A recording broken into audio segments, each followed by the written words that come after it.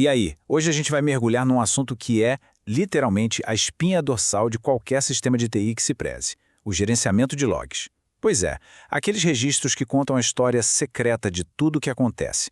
A gente vai ver como saímos de simples arquivinhos de texto para chegar em sistemas super complexos que dão uma visibilidade incrível. Vamos lá? Olha, essa analogia da caixa preta, ela é perfeita, né? É exatamente isso. Quando um avião cai, é a caixa preta que guarda a verdade, que permite entender a cadeia de eventos. No nosso mundo, na tecnologia, os logs são essa fonte da verdade. São eles que registram tudo, permitindo que a gente volte no tempo para diagnosticar qualquer problema.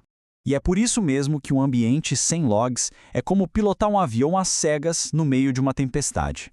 Cada erro, cada brecha de segurança, cada lentidão, se nada disso for registrado, simplesmente se perde no tempo.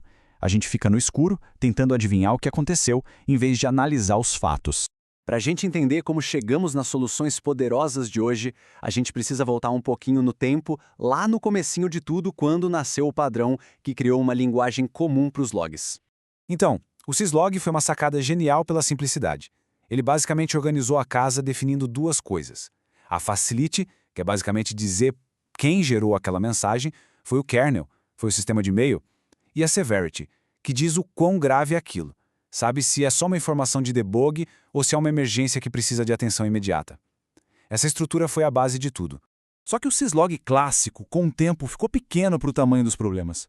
Foi aí que surgiram as evoluções, como o rsyslog, que hoje é o padrão na maioria dos sistemas Linux, e também o syslog-n. O salto foi gigantesco. Eles são multithreaded, aguentam um volume de dados absurdo e, o mais importante, permitem criar filtros e regras super complexas para rotear os logs para tudo quanto é lugar. Ótima pergunta.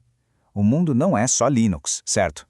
Como é que a gente faz para integrar os sistemas Windows, que têm um jeito todo próprio de registrar as coisas, nesse ecossistema? A solução está no que a gente pode chamar de agentes tradutores. Basicamente, a gente instala programas como o NXLog ou WinLogBit lá nos servidores Windows. O trabalho deles é ler os eventos do Event Viewer e traduzir para o formato syslog, ou para qualquer outro formato que o nosso servidor central de logs consiga entender. É uma ponte que unifica tudo.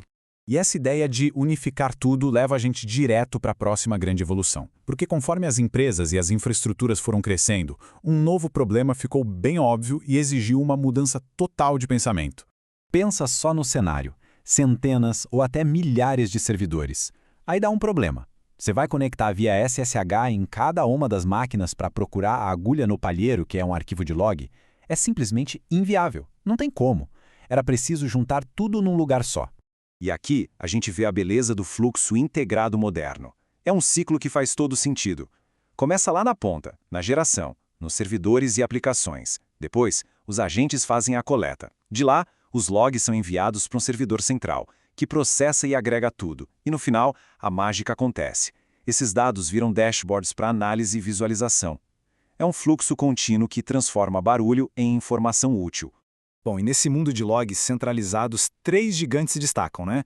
O Graylog é muito querido pela sua interface amigável, é bem direto ao ponto. A Stack Elk, que é o Elasticsearch, Logstash, e Kibana é o canivete suíço do mercado, super flexível e customizável.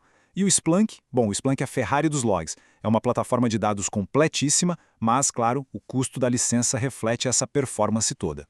Ok, a gente já entendeu a tecnologia, o como as coisas funcionam. Mas agora vamos reforçar o porquê. Por que todo esse trabalho de gerenciar logs é tão, mas tão vital para os negócios hoje em dia? O ponto principal é que os logs servem a 3 funções vitais. A primeira é o troubleshooting, ou seja, investigar a causa raiz dos problemas. Sabe aquele banco de dados que caiu às 3 da manhã sem motivo aparente? O log vai contar a história. A segunda é a segurança, onde sistemas de SIEM analisam os logs em tempo real para pegar atividades suspeitas. E a terceira é a conformidade, para garantir que você tem um registro auditável de tudo, o que é exigido por leis como a LGPD aqui no Brasil ou a PCI DSS para quem lida com cartão de crédito. Mas, como nem tudo são flores, essa centralização toda, com todo esse poder, trouxe um desafio novo e bem grande: o custo. Porque guardar e processar terabytes e mais terabytes de dados todo santo dia custa dinheiro. O volume de logs que os sistemas modernos geram é uma coisa de louco. Cada clique, cada transação, cada requisição na rede, tudo isso vira um registro. O custo de guardar tudo isso e, principalmente, de processar para poder fazer buscas rápidas pode sair do controle muito, muito fácil. Uma das estratégias mais inteligentes para lidar com esse custo é o que a gente chama de tiering, ou armazenamento em camadas. A lógica é simples. Os logs mais recentes, que a gente precisa acessar rápido, ficam no armazenamento quente. Conforme eles vão ficando velhos, vão para um armazenamento frio, que é mais lento e mais barato, e por fim são movidos para um arquivo de backup de longo prazo. Então, resumindo as táticas para economizar. Primeiro, filtre na origem. Mande para a central só o que realmente importa. Nada de ficar mandando log de debug de tudo. Segundo, use o tiering inteligente que a gente acabou de ver. E terceiro, o feijão com arroz que sempre funciona. A boa e velha rotação de logs nos próprios servidores para garantir que os discos locais não lotem. No fim das contas, essa frase aqui amarra tudo perfeitamente. Os logs são a voz da infraestrutura. Eles estão o tempo todo falando com a gente, contando o que está acontecendo, onde estão as falhas, quais são os riscos. Ignorar essa voz é basicamente escolher não ver um problema crescendo até ele virar um desastre. E para fechar, fica essa reflexão. No dia a dia, nas empresas, o que tem sido mais comum? Será que o pessoal ainda usa muito uma configuração mais clássica, com o rsyslog, ou o mundo centralizado com o Elk, Splunk e outras ferramentas já dominou de vez? Pensar sobre isso ajuda a gente a ter uma noção de onde o mercado está hoje e, claro, para onde ele está caminhando.